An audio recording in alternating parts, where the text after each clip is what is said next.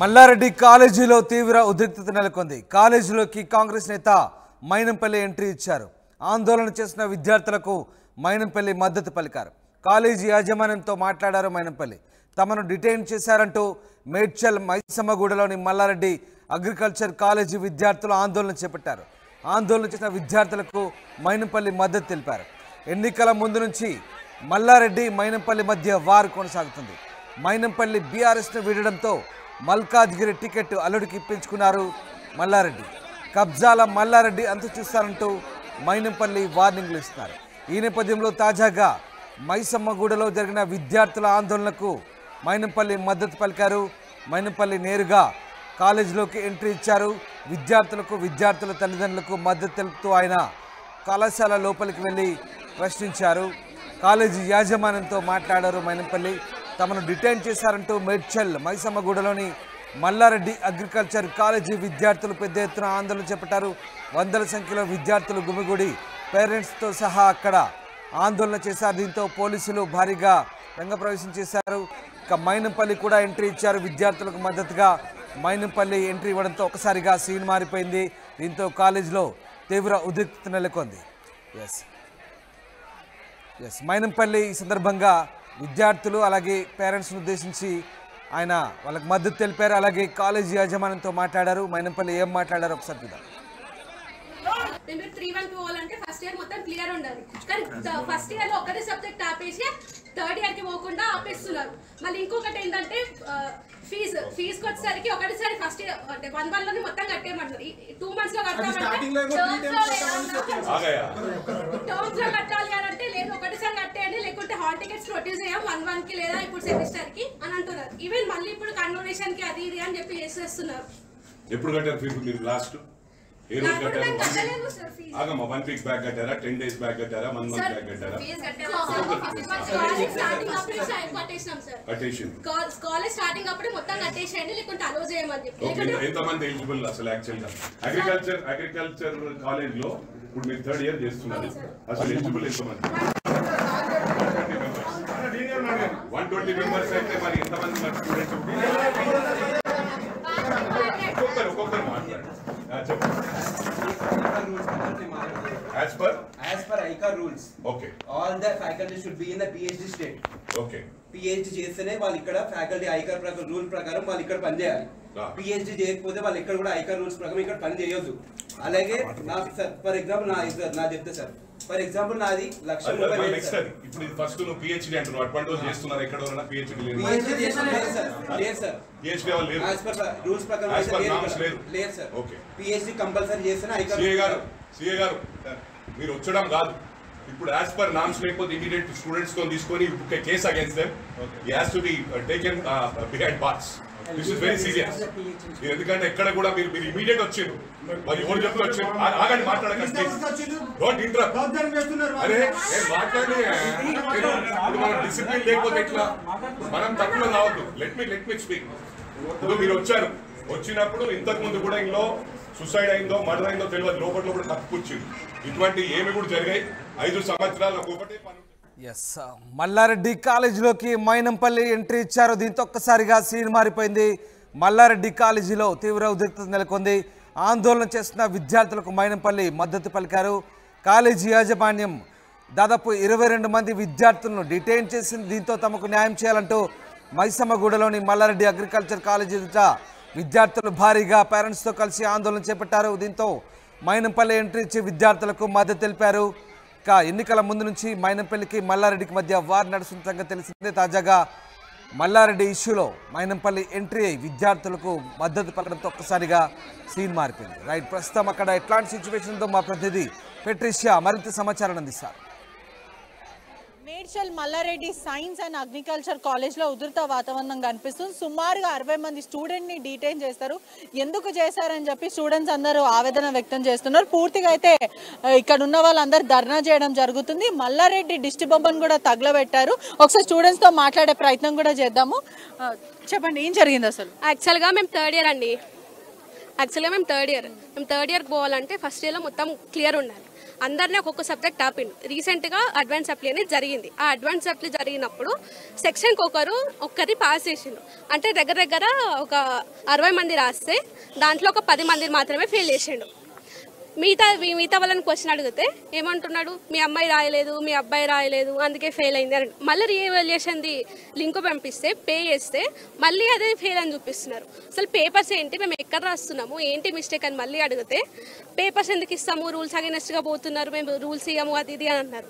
మళ్ళీ direct VC vice ఛాన్సలర్కి వెళ్ళి అడిగితే పేపర్కి 10,000 ఇవ్వండి, మీ పేపర్స్ మీకు ఇస్తామని అంటున్నాడు. 10,000 ఎందుకు ఇస్తారు అంటే ఎక్కడైనా అడిగితేనేమో 500 ఇవ్వండి అని అంటున్నారు. మళ్ళీ ఏమో 10,000 ఇవ్వండి, పే చేసిన తర్వాత ఒకవేళ పాస్ అయిపోతే మళ్ళీ మీ 10,000 ఇచ్చేస్తాం ఎనికి అని అంటున్నారు. అంటే ఎక్కడైనా ఏ వ్యవస్థ అడుగుతుందా, ఏ యూనివర్సిటీ గానీ కాలేజ్ లో గానీ బహిరంగ లెక్చర్లు డబ్బులు ఇవ్వమని ఎక్కడ అన్నారు? ఇక్కడ ఒకవేళ అట్లానే 10,000 మళ్ళీ రిటర్న్ చేస్తామంటే వీళ్ళకి అదే ముందే చెప్పొచ్చు కదా, వీళ్ళకి 10,000 ఇప్పుడు ఇవ్వండి, పాస్ చేస్తే మళ్ళీ 10,000 వెనక్కి ఇచ్చేస్తామని వీళ్ళ దగ్గర ఎందుకు చెప్పలేదు, ఇక్కడ ఎందుకు చెప్తున్నారు? మరి మీడియా వచ్చినాక మీడియా ముందు ఇన్కేస్ మీ అమ్మాయి పాస్ అయితే మీరు కట్టిన 10,000 రిటర్న్ ఇస్తున్నాం అంటున్నారు తప్ప మాకు ముందే ఏం ఇన్ఫర్మేషన్ ఇవ్వలేదు.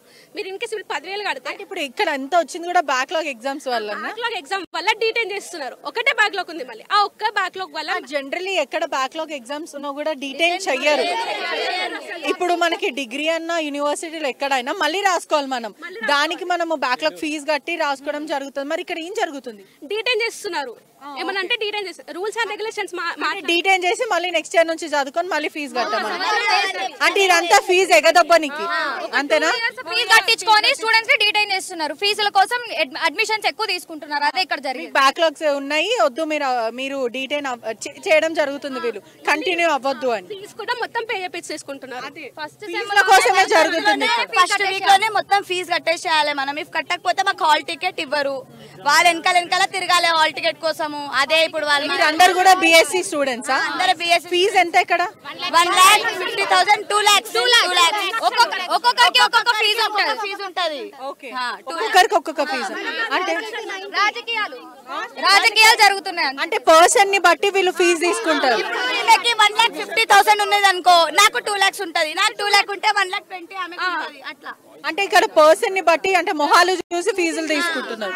వెరిఫికేషన్ చూసి దాన్ని బట్టి రికమెండేషన్స్ చేసుకొని బ్యాక్గ్రౌండ్ ఏముంది, ఇన్ కేసు వీళ్ళ దగ్గర నుంచి ఎక్కువ తీసుకోగలిగితే ఎక్కువ ఇచ్చేస్తున్నారు. చాలా దారుణం అయితే. అంటే ఇక్కడ జనరల్లీ బ్యాక్లాగ్స్ ఎక్కడ ఉన్నా మళ్ళీ మనము సప్లీ ఫీజు కట్టుకొని రాసుకుంటాం, కానీ ఇక్కడ డీటైన్ చేసి వీళ్ళు మళ్ళీ 1 year చదివించి వీళ్ళు ఫీజుల కోసం ఇదంతా చేస్తున్నారు. రేపు ఎగ్జామ్ ఉన్నదా, ఈ రోజు ఇచ్చి రిజల్ట్స్ అప్పటికప్పుడు మేము ఎవరినైనా అడగాలి. మేము అది కూడా మేము ఇంటికి వెళ్ళినాక ఇచ్చి రిజల్ట్స్ ఎవరినైనా అడగాలి. మేము అది అలా అవుతుంది, కావాలని చేస్తురా, ఎలా చేస్తురా. యూనివర్సిటీలో ఎలా ఉంటది మొత్తం అన్ని చూసుకుంటే కూడా ఫుడ్ సరిగ్గా ఉండదని అనేక ఆరోపణలు అనేక ఆరోపణలు వస్తున్నాయి. ఫుడ్ సరిగ్గా ఉండదని మీరు గతంలో కూడా చాలా సార్లు ధర్నా చేయడం జరిగింది. దయచేసి ఒకళ్ళు వెనకాల ఒకళ్ళు మాట్లాడారు. ఇప్పుడు ఇంకొకటి ఏంటంటే మొత్తం 90,000 ఒక్క 1 year ఉండాలంటే హాస్టల్లో 90,000 కట్టాలంట. ఒకటేసారి ఎలా కడతారు అక్క? మళ్ళీ కాలేజ్ లో కూడా మళ్ళీ ఫీజు మొత్తం ఒకటే ఫీజు లాగా లేదా మీకు? 1 second టర్మ్ ఫీ ముందు చెప్పారు 2 terms అన్న 3 terms అన్న ఉంటదని. తర్వాత ఏం చేసారు, సింగిల్ పేమెంట్ చేసేయాలంట. ఎట్లా చేస్తారు అక్క పేరెంట్స్? నేను ఫస్ట్ ఇయర్ లో ఉన్నప్పుడు 75 కట్టించుకున్నారు. విత్ ఇన్ సెకండ్ ఇయర్ కి వచ్చాక 90K విత్ ఇన్ ఒక్కసారికి కట్టేయాలని చెప్పారు. ఫీజు పెరిగిపోయింది, మళ్ళీ పెరిగా ఫుడ్ సరిగ్గా పెట్టట్లేదు హాస్టల్. పురుగులు వచ్చినాయని అడ్వైజరీస్ కి వాళ్ళకి చెప్తే ఏమన్నారు, ఆర్డర్ పెట్టుకోండి, ఇంట్లో పురుగులు వస్తే మీరు తినరా, పక్కకు తీసుకొని. ఇంట్లో పురుగులు ఎందుకు వస్తాయి?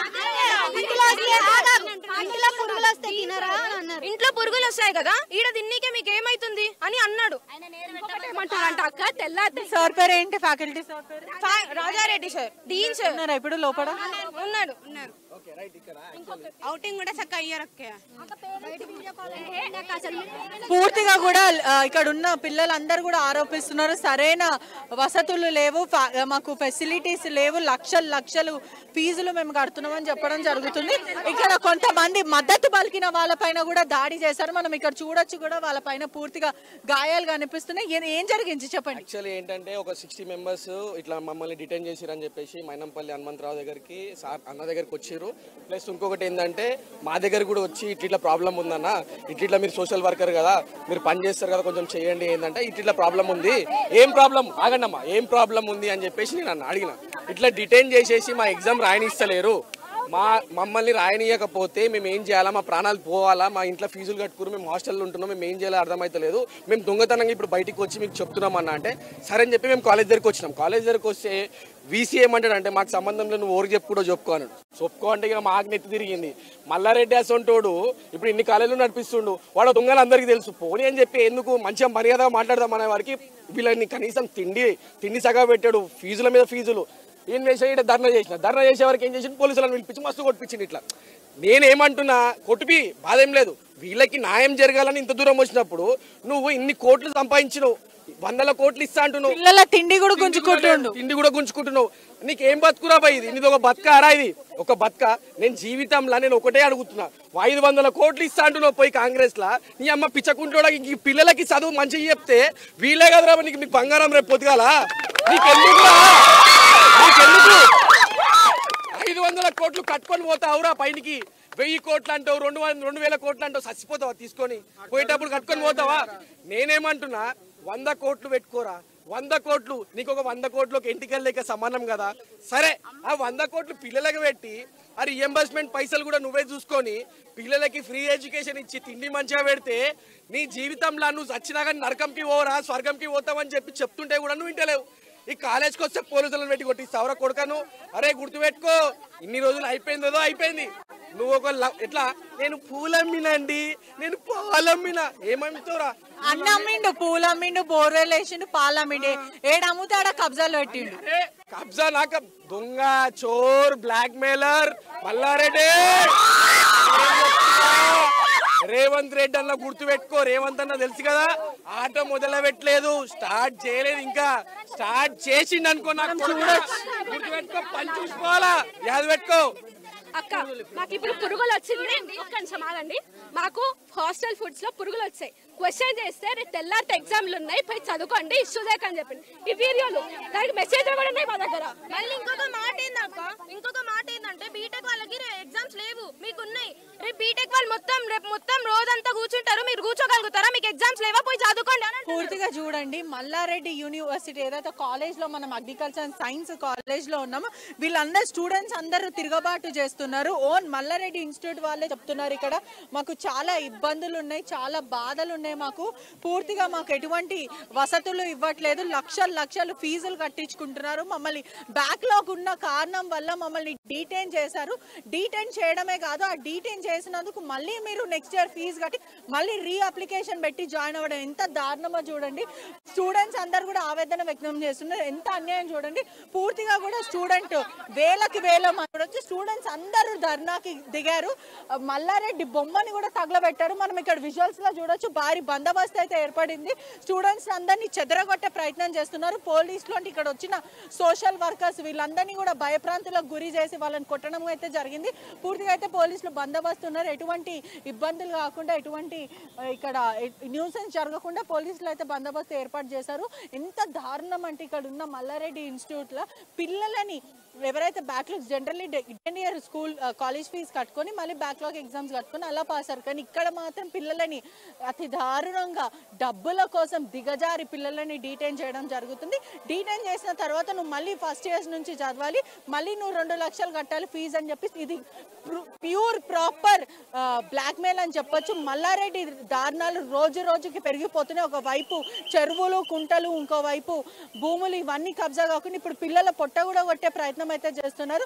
పిల్లల పేరెంట్స్ కూడా ఇప్పటి వరకు వచ్చి ఆవేదన వ్యక్తం చేస్తారు. ఇక్కడ కూర్చొని ఆందోళన అయితే చేశారు. మైరంపల్లి దీనికైతే స్టూడెంట్స్ తరఫున నించున్నారని అయితే తెలుస్తుంది. మనం ఇక్కడ విజువల్స్ లో కూడా చూడొచ్చు, దిష్టి బొమ్మను అయితే తగలబెట్టడం జరిగింది. మల్లారెడ్డి డౌన్ డౌన్ అంటూ పిల్లలందరూ కూడా స్లోగన్ చెప్పడం అయితే జరిగింది. పూర్తిగా అయితే ఇది చాలా దారుణమైన విషయం. వీళ్ళందరూ కూడా ఈ ఫ్యాకల్టీ యాజమాన్యం అంతా కూడా పూర్తిగా డబ్బులకి దిగజారి ఒకవైపు అన్నంలో పురుగులు వస్తుంటే కూడా అవే తినిపిస్తున్నారు. గతంలో కూడా ఇట్లాంటి కేసులు చాలా జరిగినాయి. పిల్లలందరూ ఏకమయ్యి ఇది మాకు అన్యాయం జరుగుతుంది, వీళ్ళు అనవసరంగా మమ్మల్ని బ్యాక్లాగ్స్ కారణంగా డీటైన్ చేస్తున్నారు, ఇది ఎక్కడ ఏ యూనివర్సిటీ కాలేజ్లో ఇలా ఉండదు.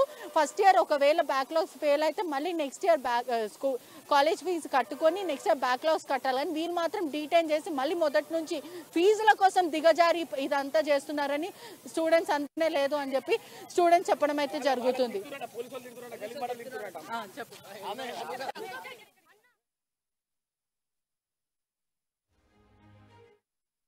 పిహెచ్డి చేస్తేనే వాళ్ళు ఇక్కడ ఫ్యాకల్టీ ఐకార్ ప్రకారం రూల్ ప్రకారం వాళ్ళు ఇక్కడ పనిచేయాలి.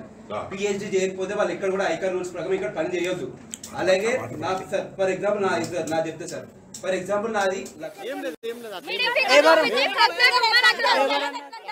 ఒక్క నిమిషం సార్, ఒక్క నిమిషం ఆగండి. ఎవరన్నారు? మీరు స్టూడెంట్స్ తో మాట్లాడే విధానం ఏందండి? స్టూడెంట్స్ తో మాట్లాడే ఫక్ ఆఫ్ అనే విధానం ఏంటి? ఒక్క నిమిషం, నేను ఆమెతో మిడిల్ ఫింగర్ చూపిస్తున్నారు. మీరు పోలీస్ గా ఉండేది ఎందుకు? భద్రత కోసం ఉన్నారా లేకపోతే స్టూడెంట్స్ ని అబ్యూజ్ చేయడానికి ఉన్నారా? మీరు ఏం చేయాలి ఇక్కడ? యాజ్ అ స్టూడెంట్ గా ఏం చేయాలి మీరు? అంటే మీరు పోలీస్ వ్యవస్థ ఉంది ఎందుకు? వ్యవస్థ ఉంది ఎందుకు పోలీసులు?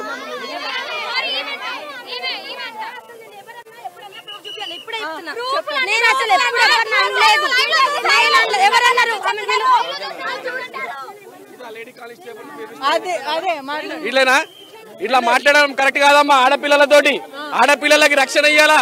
మన పోలీస్ వ్యవస్థ ఆడపిల్లలకు రక్షణ ఇయ్యాలమ్మా. మనం ఇక్కడ చూడొచ్చు, రక్షణ ఇచ్చే పోలీసులే, ఇక్కడ ఉన్న మహిళా పోలీసులే మరో మహిళలను దుర్భాషలు ఆడుతున్నారు. ఇట్లాంటి మీరు ఎందుకంటే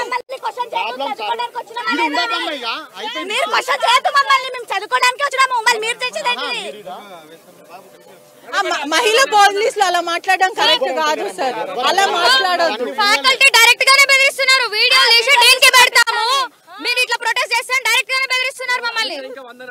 సౌజన్య రమ్మని చెప్పండి బయటకి, హాస్టల్ ఉంది కదా. మనం చూడొచ్చు కూడా ఇక్కడ ఉన్న పోలీసులు కూడా స్టూడెంట్స్ కి సపోర్ట్ చేయకుండా వీళ్ళు స్వతంత్రం దొరికింది. ఇప్పుడు ఇన్ని రోజులు మీడియా రాలేదు లోపలికి. మేము మాలాంటి ఎవరు కూడా రాలేదు కాబట్టి వాళ్ళకి స్వతంత్రం వచ్చింది. ఇప్పుడు కాలేజీలో ఇంతకాలం దౌర్జన్యం జరుగుతుంది కాబట్టి వాళ్ళు చెప్పుకుంటారు అంతే. వాళ్ళ బాధలు వాళ్ళు చెప్పుకుంటారు అంతే తప్పించి ఇంకేం చేస్తలేరు కదా.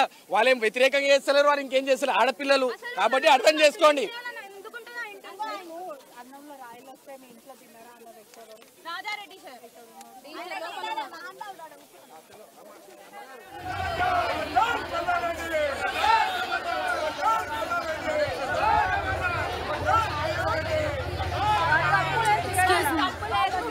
Excuse me.